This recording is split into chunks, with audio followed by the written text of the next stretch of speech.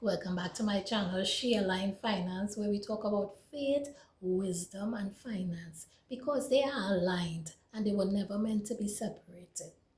I am Coach Nzinga, and today I want to talk about taking control of your finances. You see, what I do, I help women take control over their finances. I help them get clarity, confidence, and control in their finances. And today I want to talk about taking control of your finances. And before we start today, I want to get into the Word of God, which is my Proverbs moment for today. And my Proverbs moment for today comes from Proverbs 6:6. And it says, "Go to the ant, you sluggard, consider its ways and be wise. It has no commander, no overseer or ruler, yet it stores its provision in summer and gathers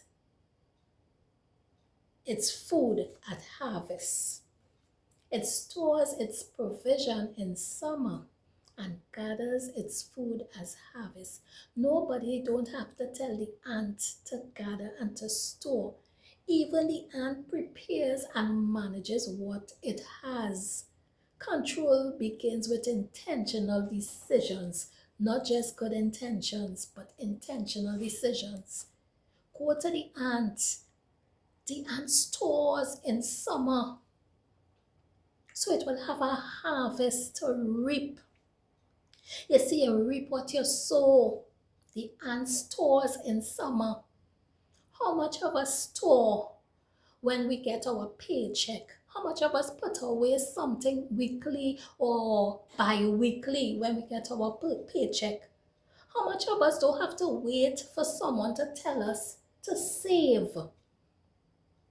How much of us have automated, not even trusting our own self, but made that automation so that money could be saved? How much of us do like the ant?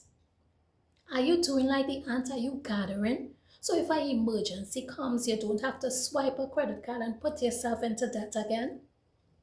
If an emergency comes, you don't have to go and borrow again and put yourself into further debt.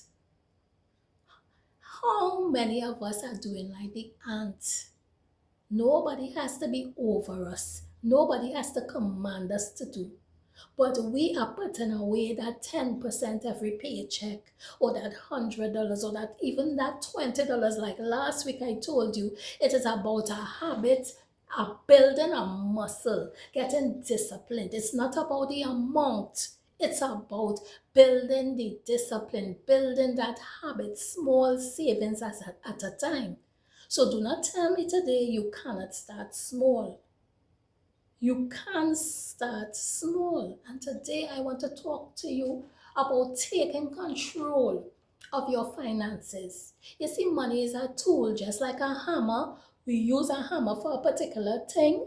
We use a pliers to do something. Money is just like that. It is a tool. We don't let tools control us. We control tools. So we are the masters over our money.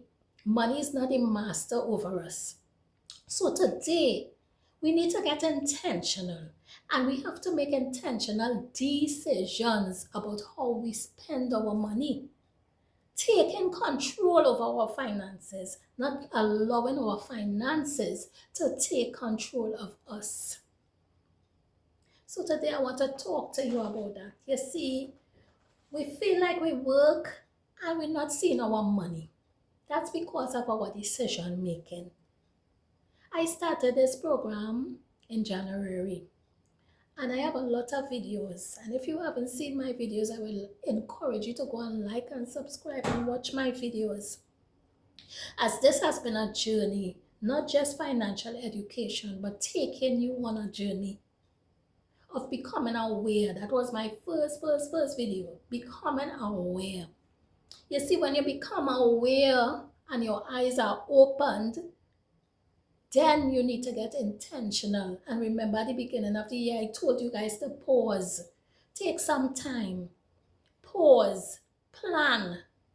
And then make that decision. So you have to prepare just like the ants because rainy days will come. Emergencies will come. Unexpected deaths will come. And what are you doing in that time when it comes and you have nothing to show for it?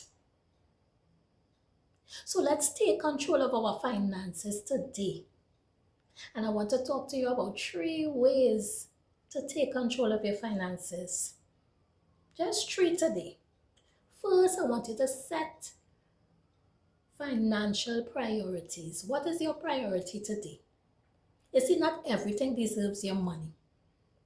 So, is your priority saving for that emergency fund?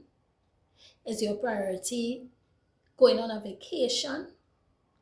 Is your priority paying off debt? Maybe you have that emergency fund. Maybe you want to save for your child's college fund. Set clear financial priorities or goals. That's number 1. So if it's paying off a debt, get intentional about it. If it's building that emergency fund, get intentional about it. Remember, it's not the amount. It's building the muscle, building the habit, getting disciplined and intentional about what you are doing.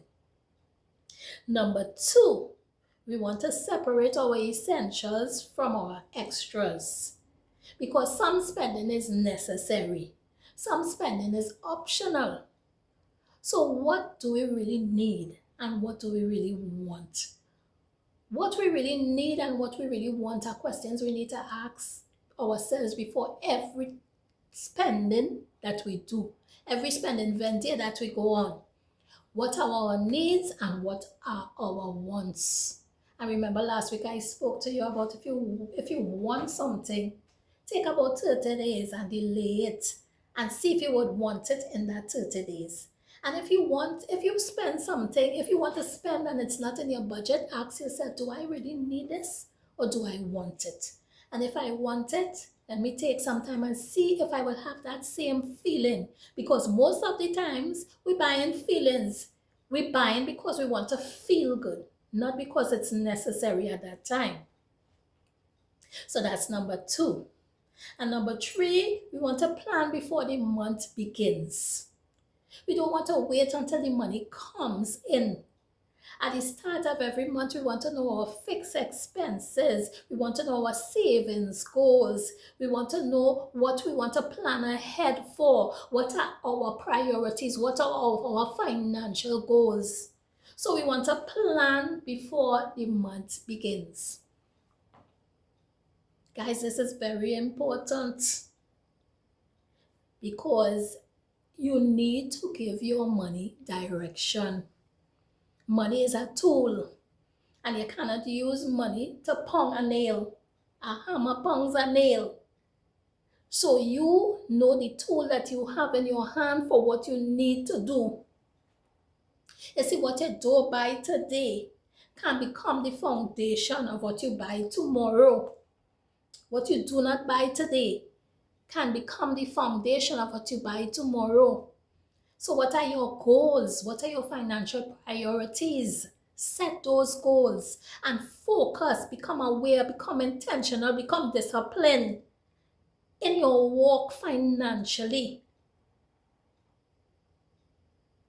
And you will see the rewards, guys. You will reap the rewards. So set clear financial goals. Separate your needs from your wants and plan ahead for the things that you don't wait for the paycheck to come in. Write that budget down. But remember, we spoke about budgets. We're not going to do a budget like if it's a punishment. We're going to do a budget in line with our values so that we know what we want, what is valued the most in our lives, and our budget is aligned with that. Because if our budgets are not aligned with our values, we would feel like our budgets are a punishment. And we need to do a budget. So guys, today I have given you 3 steps to taking control of your finances. Here's your doable step for today. Take 10 minutes. Write down your monthly income, your 3 biggest expenses, and one financial priority you want to focus on. You see, clarity is the first step. Clarity is the first step. And guys, soon, very soon, my book, Clarity to Cash, will be out. And this book, in relation to my coaching as well, this book is a book for life. Clear your mind and clear your money. That's my coaching program. And my book, Clarity to Cash, will teach you everything you need about making sure you walk a successful financial journey. But guys, do that doable step today. Write down your income, your three biggest expenses, and set one financial goal. Clarity. Clarity. Remember, stay disciplined, guys. Stay aware and stay focused. See you next week. Don't forget to like and subscribe to my channel. Shalom.